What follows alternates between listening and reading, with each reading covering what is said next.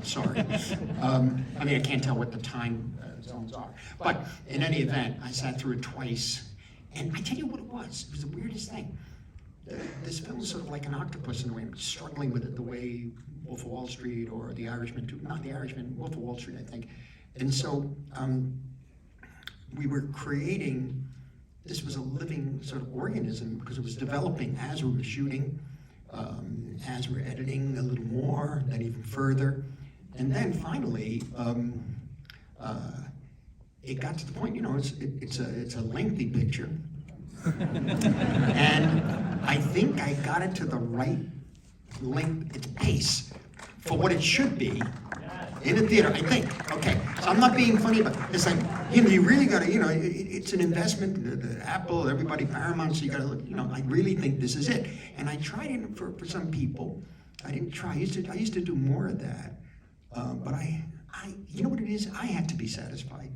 And then I found that I was. Meaning that I didn't get bored. And I mean that as a joke, but it's true.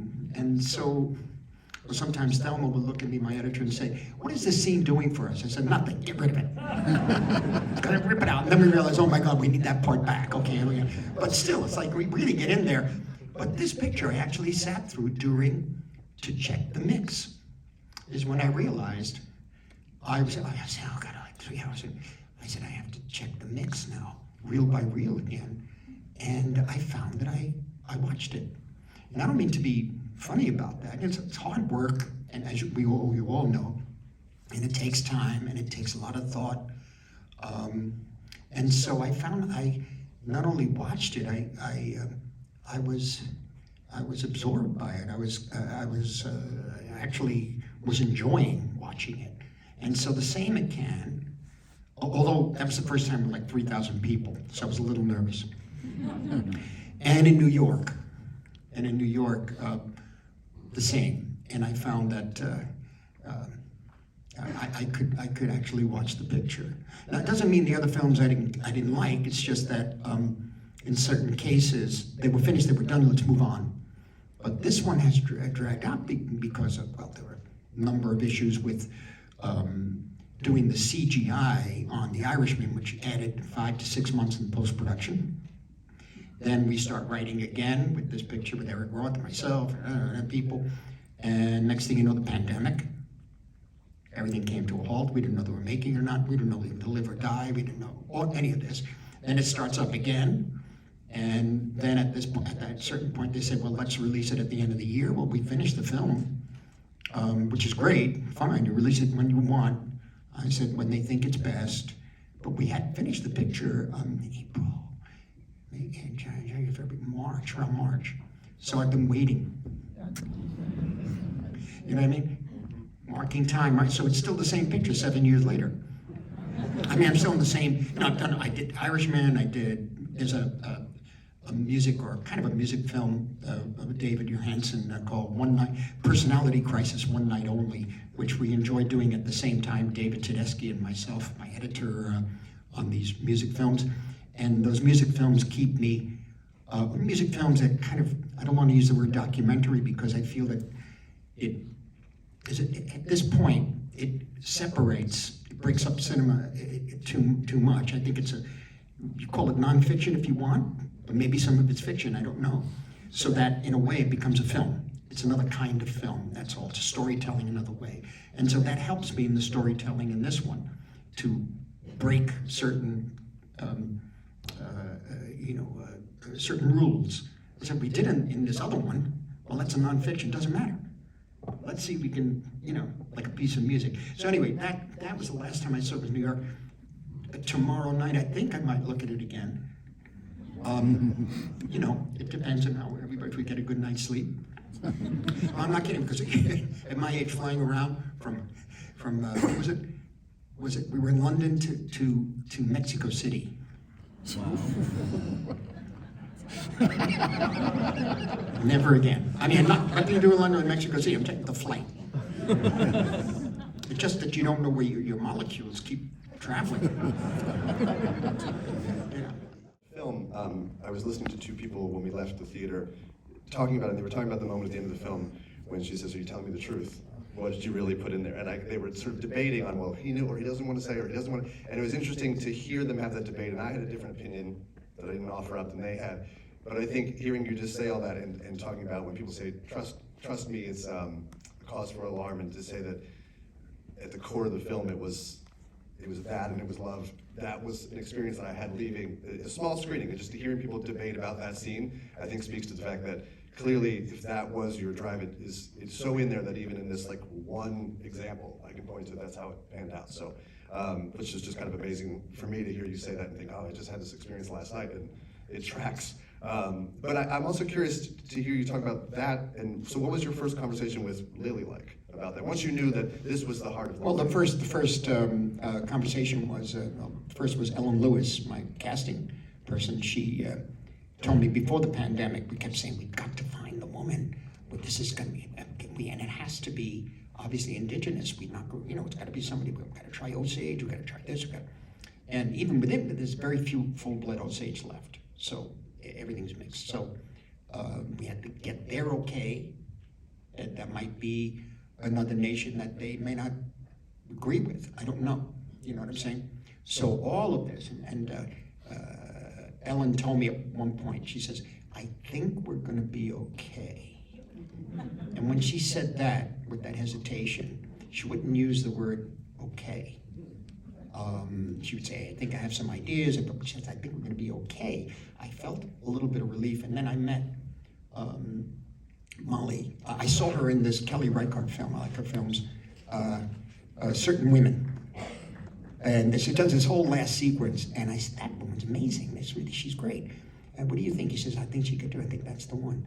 I said, all right, let's meet her. But then COVID hit or whatever. And I met her after COVID on the Zoom. We never met in person. And how she spoke,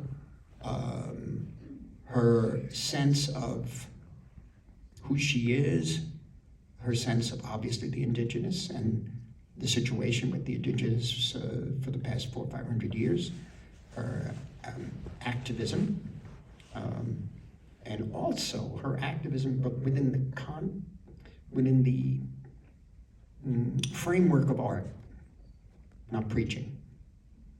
In other words, to play a character truthfully, that we give flesh to the story for real, but it wouldn't be standing on a soapbox waving flags, and make you feel it through her. She's got, somebody described her eyes like a face like Olivia de Havilland, and I found that when Rodrigo and I got on, whenever she was in the frame, I said, to me, being Southern Italian background, for me it's like the Renaissance. For me it's like Madonna, her face, her eyes, but then she has that edge. And she had the edge all along, off camera too. But the edge always had a little smile to it, like, I know you whites. I said, come on, we're gonna. A couple of times it was very funny, because with certain people, like the sheriff and a few people, that she instinctively moved away from them. And I had to go over, or like Bill Hale, for example, De Niro. But he was on another planet. He was just do his thing, He got, as long as he had his glasses, and he's, I'm fine. And he went in there, and he would come here, Molly, and then she moved away. I said, no, you like him. But she instinctively knew she had that trouble of understanding that Bill Hale really was the mastermind of all this, and I don't care how much she's supposed to have liked him, she instinctively would react. Kind of goes back We to start trust laughing. again. We start laughing. He said, he says, you watch me, right? I said, yeah, don't worry about it. But that's not a criticism. That's just how deeply she felt that even the people playing the parts, she would get, you'd see it right away. And so it was a real work for her, including religious elements, the Catholicism, all that, was really, she was the one. She started learning Osage. We started working with the Osage. Marianne Bauer, my archivist co-producer, she started keeping everything together. A couple of friends of mine helped on scripting. They threw me transcripts of a lot, like for example, Kelsey Morrison's speech in the or his testimony in the courtroom. That's word for word from the actual testimony. His line about it, I have 2 kids, they're my wife's kids, and if I adopt them and take them to Mexico and they die, will I get the money? And the lawyer actually said, you realize you're telling me that you're gonna adopt these kids and kill them. That's an actual line. And he said, no, not if it's not legal. Okay. So, this is what we're dealing with. When a person says it's not legal, when a person says, yeah, well, it's legal, that doesn't mean it's right. You know what I'm saying? That's the world we're in, And so I said, wow, that's interesting. But the trick was to get Kelsey at that point in the movie. How could you go off at that point and do that scene? But I tried and we figured it out. But what I'm getting at is that she learned a lot from the Osage. She would come to me, her and Marianne would come to me and tell me stories and tell me things about, which became Coyote, for example, Shimazi, and that was improvised. And the scene in the car where Leo says, she says something. He said, what'd you just say? She says it again in Osage. He goes, well, I don't know what that was. I don't know what that means. I don't know what he said, but it must be Indian for handsome devil. And you see her laugh, and that's the crux of the movie. She laughed genuinely. And so right there, we had that as the heart of the picture, always to go back to. There was a kind of real love between the two of them as people, In effect, every day, there'd be additions and changes, so that in effect we kept writing and rewriting. Myself, the actors, and we're really, and the Osage until the last day shooting. There's no doubt, and so it was really a tightrope walk everywhere, and trying to get as much in. We had more. I wanted to do more with the Osage. Rituals and that sort of thing, but primarily she would find out certain things like for example, her and her sisters sitting in the picnic and they're all talking in Osage about the guys, he's handsome, he's not. They said, this is something that they wanted to do. I said, great. So a friend of mine said they should be over in the corner there, and you see Bill looking, he's gonna kill each one, and you see Leo playing over there, and you see the girls, they're looking at him. You don't need dialogue. I said, no, you don't need the dialogue. But then they said, what if we talk about them? I said, yeah. And they came up with lines about, he's a possum to you, but he's a rabbit to me, and things like this. So I said, great. And we just kept shooting that way, and trying to keep, as far as possible, the story straight and implicate everyone, including Bill Hale's wife telling the doctor to get furniture out of the house. Now, what's that about? And by the way, this is based on actual things. They were told to get the good stuff out of the house, and so that's the way a lot of the picture was finally balanced, in a sense, a balancing act. That's why I say it's like a tightrope walk with one of those poles, Emotionally effective way to start the film. Well, thank you, because that took a long time to fashion. Because not only were they doing well, they had their own airplanes. That's real. That's actual footage of the airplanes. And the guy smiling, we tried to find his family, we tried to find him, it's all gone. But the others were staged based on 16mm film that they shot. And Ellen Curris directed those scenes for me. I run over, I had a camera that I was given as a gift from 1916, I think, and was hand cranked. And that's what we shot it with. It was so much fun. You see it shaking a little because that's the guy going this way. And so they were doing one over there, run over where Ellen was, I come back, And the big problem for me was how much, and this was constant, from the people closest to me too, and rightly so. This is what, you don't get yes men. You get people saying, Marty, you got to explain about these head rights. You got to explain about the oil. You got to explain about. I said, how much can we get in there to put the audience to sleep in the first 5 minutes?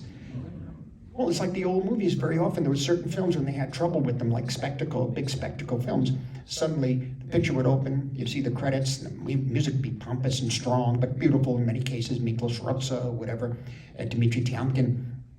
And then a legend would come up. In the 4th century. What? The who? Where? And it became, I get it, you gotta tell the audience kind of where you are, but it's been done. It's been done. And so to the very end, people were telling me, Marty, could you do one more line about the head rights? I said, they want to know what a head right. Whatever it is, the bad guys want it. That's all it is. All right, that's probably a great way to end it. Thank you so much for doing this. Thank you for the film.